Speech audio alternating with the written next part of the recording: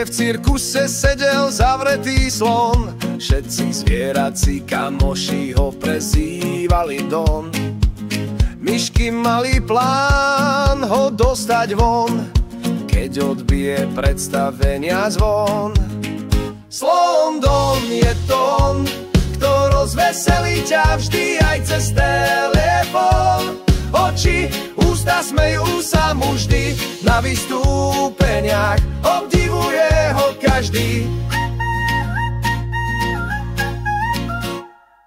4 myšky ukradli kľúč, oslepili slnka lúč. Kľúč im spadol na zem z výšky, sú to teda riadne šišky.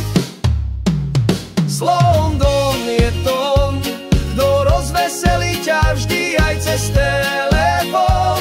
Oči, ústa smejú sa mu vždy, na vystúpeniach obdivuje ho každý. Škrečok Fifi skúsil klietku otvoriť, zámok sa mu podarilo povoliť.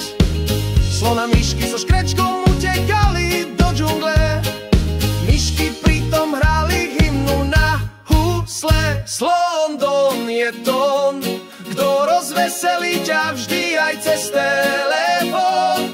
Na slobode teraz užíva si, myšky a škrečka na sebe veselo vždy nosí.